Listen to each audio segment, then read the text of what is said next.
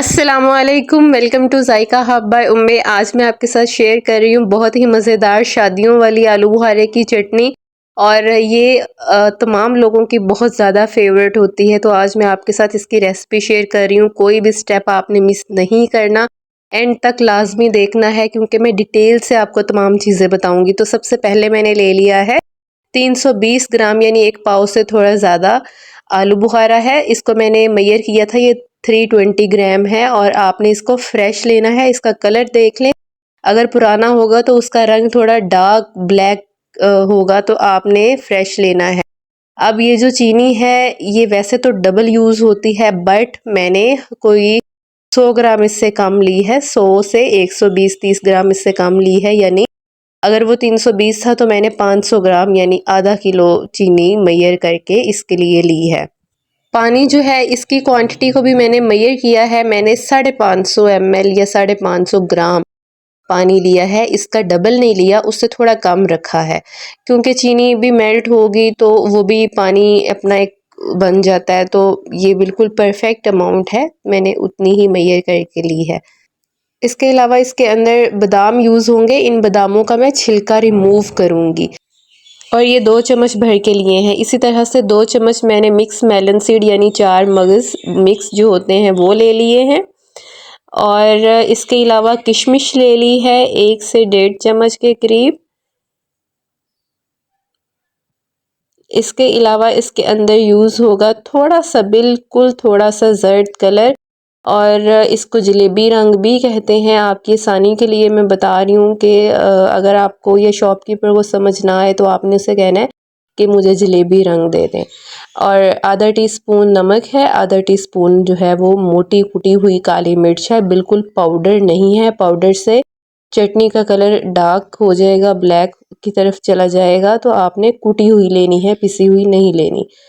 یہ تمام انگریڈینٹس ہیں۔ اب ہم سٹارٹ کرتے ہیں پروسیس۔ سب سے پہلے تو باداموں میں نے پانی ڈال کے رکھ دیا تاکہ اس کا چھلکا سافٹ ہو جائے، اور دوسری طرف میں نے جناب ایک پین لے لیا ہے، اس کے اندر تمام چیزیں یعنی آلو بخارا، چینی اور پانی، ابھی صرف ان کو ڈال کے مکس کر کے میں پکنے کے لیے رکھ دوں گی۔ اور یہ انسٹنٹ میتھڈ ہے چٹنی بنانے کا۔ انسٹنٹ ان اے سینس کہ اگر آپ پری پلانڈ ایونٹ کے لیے بنا رہے ہیں، گیسٹ کے لیے بنا رہے ہیں، یا آپ کو پتہ ہے کہ آپ نے آج یہ بنانی ہے، تو آپ نے کیا کرنا ہے کہ 3 سے 4 گھنٹے کے لیے آلو بخارے کو اسی پانی کی اماؤنٹ میں بھگو کے رکھنا ہے۔ اور اگر نہیں بھگو سکتے، ٹائم کم ہے، تو آپ نے میری طرح دونوں چیزوں کو ایڈ کر کے ابلنے رکھنا ہے، لیکن آپ نے اس کو سلو آنچ پہ رکھنا ہے، اور یہ تقریباً 30 منٹس لگتے ہیں اس چٹنی کو بننے میں۔ فوراً اس کو آپ نے نہیں کرنا، اور آپ دیکھیں کہ میں نے سلو آنچ پہ اس کو بوائل دیا ہے، اور جیسے جیسے آلو بخارا پھولتا گیا ہے وہ اوپر آنا شروع ہو گیا ہے سرفیس کے اوپر۔ اس پوائنٹ پہ جب 3 سے 4 ابالے آ جائیں گے تو میں نے اس کے اندر ایڈ کر دیا تھا فوڈ کلر اور نمک اور کالی مرچ، اور فردر اس کو پکنے دیا ہے۔ اس کا تقریباً 1 تار کی چاشنی جتنا اس کو ہم نے تھک کرنا ہے۔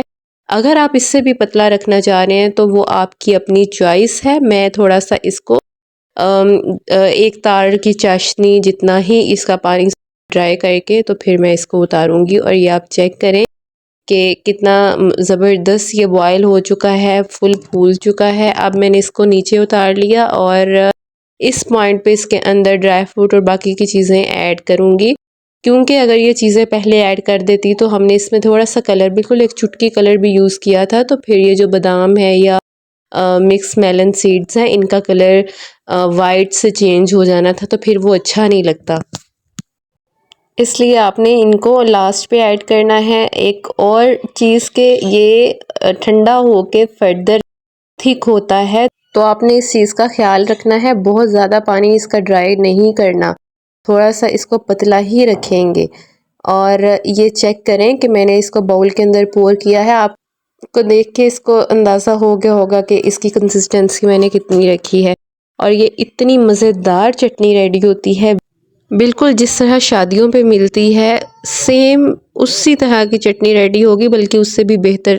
جسٹ آپ نے اس کو بناتے ہوئے ان تمام ٹپس کا خیال رکھنا ہے جو میں نے آپ کو بتائی ہیں، اور ویڈیو جو ہے اس کو کمپلیٹ دیکھا کریں، کیونکہ میری ویڈیوز میں درمیان میں بہت ساری ٹپس میں آپ لوگوں سے شیئر کر رہی ہوتی ہوں اور بہت سے لوگ ہیں وہ اس درمیان میں ہی اس کو چھوڑ دیتے ہیں اور امپورٹنٹ پوائنٹس مس ہو جاتے ہیں۔